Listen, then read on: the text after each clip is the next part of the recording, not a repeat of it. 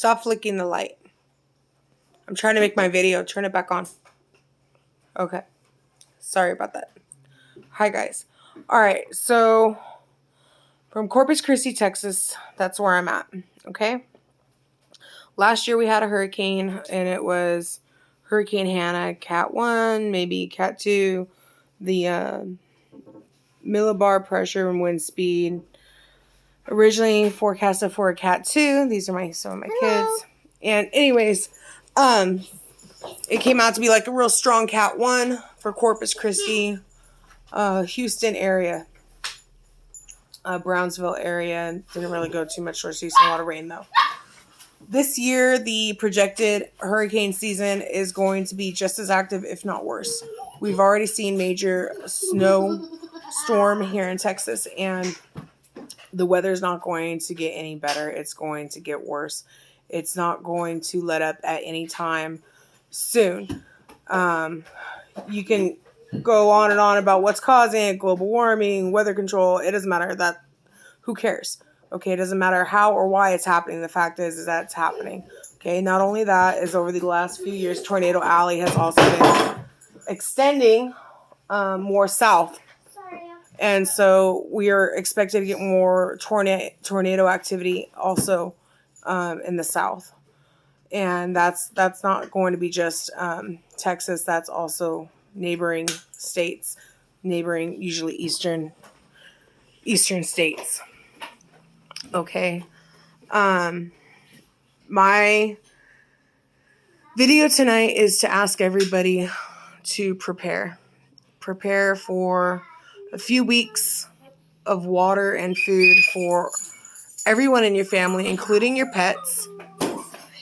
They say a gallon of water per person per day. That's not true. They actually offer water calculators online that you can Google water calculator, and it'll ask you how many pets you have, and it will calculate for how much water you need, including washing dishes and laundry by hand, of course, in the sink, because we wouldn't be using anything electrical if you were out of power. I want to encourage everybody to have little metal whistles, like the sports kind that you wear, that coaches wear for sports, to blow the whistle to get the teenagers who are running track or whatever to stop. Because if you do experience a tornado and you were covered in rubble, you have that whistle on you. You can blow for someone to find you so they can unbury your body, unbury you from being trapped within the rubble. I want you all to prepare for your local area. If you're more of a tornado disaster zone area, more prone to getting hit with a tornado or one developing, please take those extra precautions and have extra batteries, flashlights, water, your pet carrier, and your important documents. Because if you only have a minute or two to get into the basement, have an envelope on your wall with your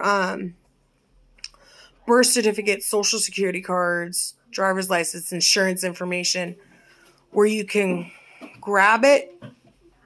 It's not necessary, like don't lose your life over trying to find that piece of paper, or your purse or your wallet or your keys when you get that tornado alert, if you're able to get that tornado alert. Okay, if you're in the Gulf Coast area or Florida Panhandle area, it's going to be a very, very crazy hurricane season. Okay, we're going to get water spouts and tornadoes in our area too. But back to what I was saying about the tornadoes and that envelope with your information. Have it ready to go. Ready to go. Whether you're going to jump in the car and go to your family member's friend's house, a neighbor's house, somewhere out of that area, or if you're going to just simply be in the basement, hunker down for shelter. Have helmets, bicycle helmets for the kids. I've heard of parents having extra car seats stored in their garage. Not the garage. Well, yeah, I guess you could have it in the garage, but the basement or your storm shelter. So you can strap your toddlers and your small children in to those car seats and place a helmet on their head to make sure that if they were to fly up into the air for whatever reason, they have a better chance of survival. I want you all to do your research and don't be negligent as to, oh, it hasn't happened in my area. It's always happened so-and-so miles east or south from here. It never happens in this spot. Okay? Because that's not true anymore. Not with today's weather. Okay? Everything that didn't used to happen is happening. And things that we didn't used to expect to happen are now becoming more normal. The snow covering almost the entire state of Texas, and everybody being without power. You could talk about the power grid and this and that, but it's not about the power grid. It's not about weather control or who's to blame for the electricity being out. The fact is we got snow. We weren't expecting it. That happened. People lost their lives just from snow.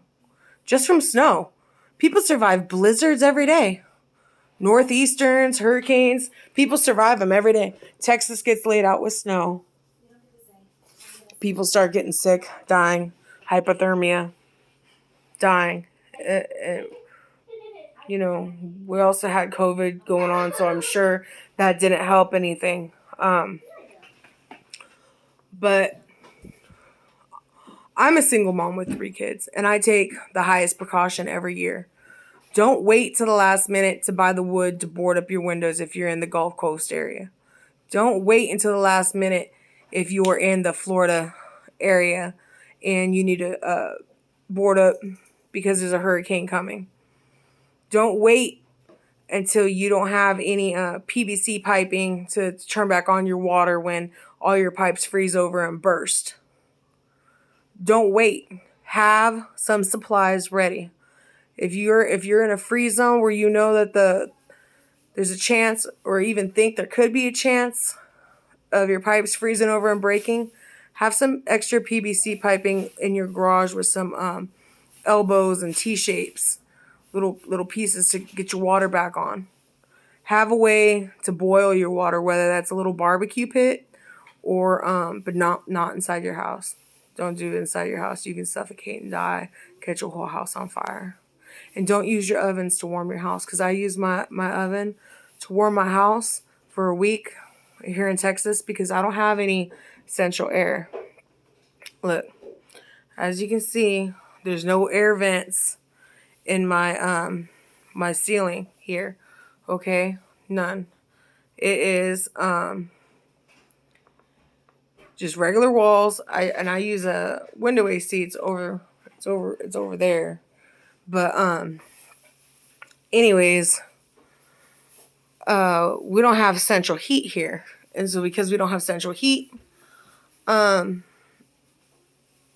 we use a little space heater on the floor when all that ice happened, and it got very cold. It got 15, 11 degrees. We're not used to that. I thought, well, maybe the coldest it would get would be 26 degrees, you know? And it got really cold. I used my oven to keep the house warm. Well, what I didn't know what was happening with my oven is all the little electrical wiring up at the top of it's a gas oven, up at the top of my oven, they melted they melted on the inside. So, you know, a week goes by and I go to cook some spaghetti. Well, I was cooking that spaghetti and I go to turn that knob, adjust my flame, and it wouldn't turn. It's like, why won't it turn? So I applied more pressure and I turned it real hard, and the knob it turned on the metal, but the metal itself did not turn. I looked at it and it was melted. I go, psh. I grabbed another little, what's it called? Knob for the stove, for the oven. Not for the oven, for the stovetop. Little knob, because I keep the plastic knobs off off the front of the stove so that my 5-year-old, she don't turn the knobs. She don't really play with it, but just in case, I always pull the knobs off, put them up in a cabinet. If I want to cook something, take the knob down, put the knob on, turn the stove on, right? Well, put another knob on. That one melted. I look in the hole, and there's blue flames coming out. I had to call the fire department. Turns out I couldn't turn the stove off, the gas stove. It didn't want to turn off, and it could have blown up easily, because I thought that by keeping my house warm with the oven that I was doing the right thing, because I wasn't thinking I was damaging any of the components on the inside of my oven by letting it run for hours. I was like, it's no different than cooking a turkey. We cook a turkey in here. It takes 2 hours, 4 hours, 6 hours. You slow cook turkey. Why can't I slowly warm up my house with the oven? Well, that's why. Because you melt out all the components on the inside. The oven gets too hot.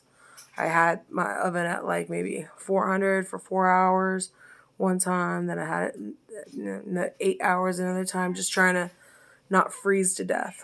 Okay. I guess the little electric plug-in space heaters would be better if you had electricity. If you don't have electricity, what you need to do is you need to have ways of staying warm to stay insulated. Okay, like packing your jackets better with You just layer up. I don't want to say like straws. No, because there was children who had layered up in blankets and they still passed away. Okay, layering up does not save your life. It's being insulated in the right areas, your external organ areas. Y'all need to be very, very, very careful this hurricane season, tornado season. When we start getting the hurricanes and the tornadoes, I bring this up because I work at a call center, and at work tonight, I was on the phone with one of our members, and she's in Minnesota. She got a tornado alert on her TV, and she had that volume up real loud, and they were talking about a funnel touching down, and there was light rain, and there was some moderate rain, and she said there was snow, and then there was no snow. That's crazy weather. That's a tornado is coming type weather. I just want everybody to take the precautions so we can lessen the amount of people that we're going to lose. I want everybody's children and grandparents and aunts and uncles and moms and dads and their pets to all be safe. I want to see everybody being hurt on TV, getting the news, the fatality rates. If you have family members that take medication, please have your medication stored up in advance. A lot of the times doctors will pharmacies will give you vacation supply. Maybe y'all can see about getting some vacation supply prescriptions to keep on hand.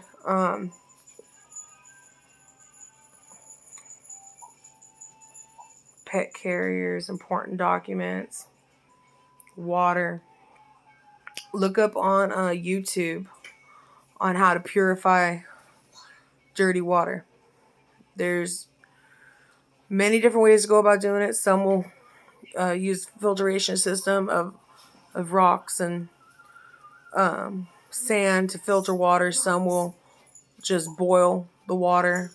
Me personally, I like to boil the water, but then I saw this thing where if you use plain regular bleach, has to say regular bleach, and then you take like a string and you dip it in a cap of bleach, and you get like 1, 2, I think it's 3 drops per gallon of water, and you got to let it sit for 30 minutes for it to be safe, and that'll purify your water, but you can't overdo it, so you got to do your research and make sure that what you're doing is accurate. Have some color books, crayons, maybe some Twister, Monopoly, things like that in your to-go bag if you have to go to a shelter, or if you have to go somewhere else, or your kid's going to be without power, because they don't know what to do when they can't charge their phone. They don't. They're lost. They don't know what to do. You can sit a puzzle in front of them. They're not going to know how to do it. They're not going to want to do it. They're not going to show them, but have it anyways, because with the littler ones, they might do it. They might be interested in it.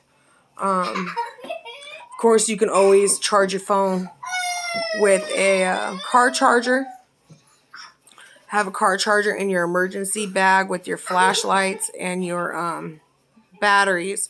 And little tiny round fans from the dollar store that take batteries for in case it's hot. You can have little personal little fans with batteries on to stay cool if it's hot when and if a hurricane happens. And what else? Oh yeah, your little 9-volt battery and a piece of what's that called? Bristle pad? Kiara. Just Kiara, little metal round bristle pad to start a fire with a 9-volt battery. They're called like A scrub pad. It's like a little metal scrub pad. Can you scrub the dishes with? I don't know what it's called. Okay, the little metal scrubby pads that you use to scrub the dishes with, the ones that don't have soap. So not the SOS, not the soap pad. But you could probably use that too, but it's not gonna work. It's not gonna work. Little metal scrub pads. If you get a 9-volt battery and you need to make fire, you put that on the little metal scrub pad and it connects. It'll make a spark, but you're gonna have to have some. It'll heat up red. You have some little papers right there. Get some flint and start a little fire. Keep warm. Different things you need to have on your person. Have a tent. Multiple lighters. Candles. Get your stuff ready, guys. If you don't want your stuff to get wet, put it in a cooler. People think, oh, what do I need an ice chest for if it's not hot out? We don't need no ice. No, that cooler will float. That cooler will float. See that cooler? It'll float. It'll float with your documents in it. It'll float with your, it'll keep your stuff from getting wet. You know? Put your stuff in a cooler. Little cooler, put your stuff in it. And have your pet cages ready too. I don't know how this is going to pan out, but I don't think it's going to be very good. Hurricane season 2021. Well, one of the guys I follow him. He's a little unorthodox, you know, at times, but he's a really good-hearted person. So my kid's playing with the light. But he's his own meteorologist. He's been doing it for several years. He's seen Harvey about 3 weeks out. It's Thor News. I watch Thor News. He's out of Houston, and he does meteorology from his apartment there in Houston, and he uses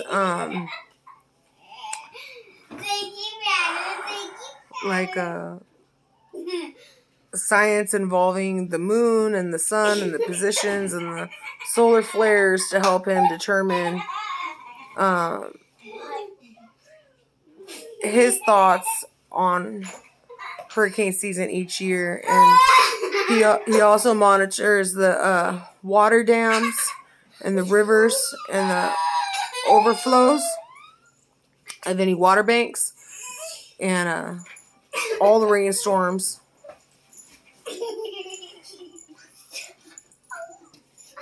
He's really, really good at what he does. Thor News. It's all one word.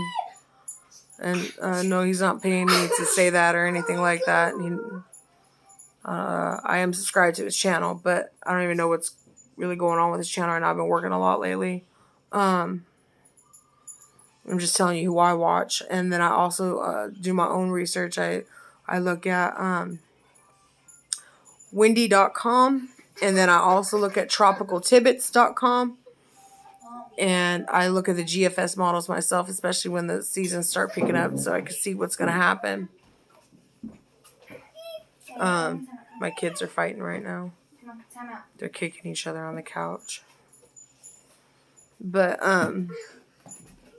that's some of the places I gather my information from. I also go and I see online, go to YouTube, and I look up, Hurricane Outlook, Oh, barometer pressure meter. Download a barometer meter. That way, okay, download it to your phone. It's called a barometer meter, and it tells you the atmospheric pressure.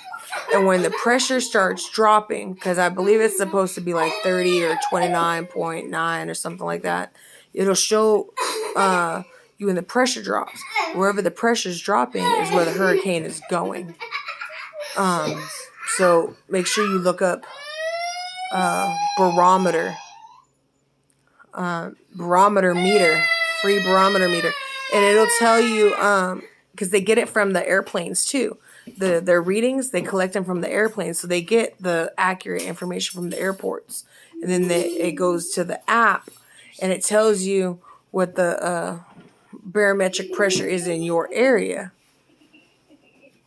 And then I think there's the option of moving the little thing around and seeing what the barometric pressure is in other areas on the map too, or changing it up for the different cities, something like that. But you can monitor the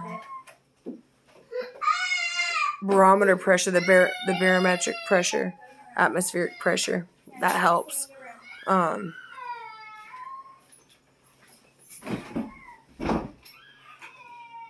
I'll probably do a different video later, a more detailed. I'll do one with all my supplies and all my stuff. I usually do one about once a year. I know I did one in 2018. I had all my canned food stacked up. Here's the thing: if you are a prepper and you have a bug out bag and you have canned food and rice and beans and soups and whatever stored up, whatever you have stored up, right? If you have to evacuate, none of that food's going to do you any good if you don't take some with you. So if you're evacuating in a vehicle, pack up food, because you don't know where you're going to end up, if the Red Cross is going to be set up there. Because when I evacuated for Harvey, I was the first one there and there was nobody there. Okay? No, I did bring canned foods and I did bring a can opener. You want to have a manual can opener, and don't get one from the dollar store. If that's the only one you got, then that's the only one you got. But the ones from the dollar store break. Even a $6 or $10 can opener can break. But have you a can opener either which way, or at least a knife to get it open. Stab it open, whatever.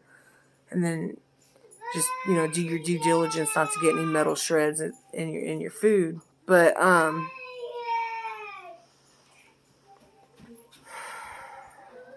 this is not looking good for this hurricane, tornado,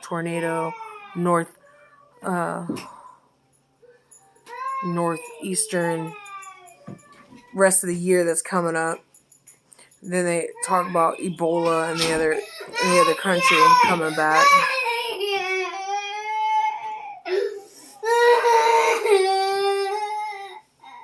She's scared. She had to go to her room, so she's just throwing a temper fit because she's overtired. So she's saying she's scared and crying and making big old scenes so she doesn't have to be in her room for kicking her sister. Don't comfort her. She was just kicking you.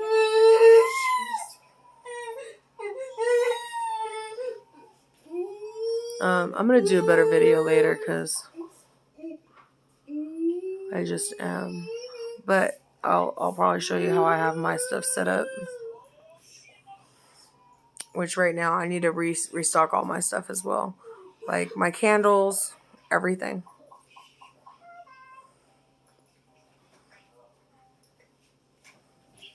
Also, if you evacuate with your pet during a hurricane or natural disaster, if you do not have paperwork or a badge or a vest or something showing your animal is a service animal, they will ship your animal somewhere else. And it'll be really crazy to get your animal back if you're even lucky to get your animal back. A lot of animals went missing during Hurricane Harvey. A lot of people didn't get their animals back. They got separated from their pets. So have all your ducks in a row. Because the way this country's going, the way the weather's going, Everything's just crazy and different. I hope all of you stay safe. I truly do. You guys have a good night.